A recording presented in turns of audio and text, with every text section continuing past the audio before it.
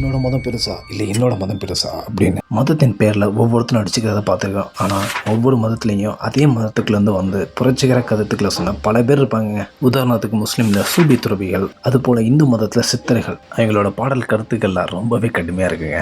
ஒரு எக்ஸாம்பிள் சொல்லவா?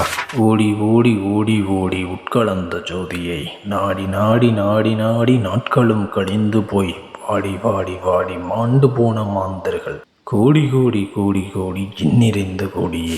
இது கேட்குறதுக்கு எவ்வளோ சிம்பிளாக இருந்தாலும் ரொம்ப பவர்ஃபுல்லான மெசேஜுங்க. அப்படி என்ன சொல்லியிருந்தாங்கன்றத ஒரு கதை வடிவில் பார்ப்போம். ஒரு இளைஞன் இருக்கான்னு வச்சுக்கோங்க. அவனுக்கு கடவுள் மேலே ஒரு தீராத ஒரு ஆசை. அவர் எப்படியாவது பார்க்கணும், அவர் எங்கே இருப்பார் அப்படின்னு நினைக்கிறான்னு வச்சுக்கோ. அவன் அதுக்காக தேடி அலைகிறான். ஒருத்தர் சொல்கிறாரு கோயிலில் இருப்பார்றா அப்படின்னு கோயிலுக்கு போகிறான். ஒருத்தர் சொல்கிறாரு புனித நீராடு, அப்போ அவர் கிடைப்பாரு அப்படின்றாப்புல. ஸோ அதையும் மறுக்காமல் அதையும் போய் செய்கிறான். அதுக்கப்புறம் ஒருத்தர் என்ன சொல்கிறாரு அப்படின்னா, நீ புனித யாத்திரை கடவுளுக்காக போ, அவர் உன்னை ஆசை கொண்டு பார்ப்பாரு அப்படின்றான். அதையும் செய்கிறாப்புல. தப்பா எடுத்துக்காங்க. இதுக்கு மேலே நல்லா போட முடியல. அடுத்த பாட்டில் பார்ப்போம். பிடிச்சிருந்தா சப்ஸ்கிரைப் பண்ணுங்கள். பாய்.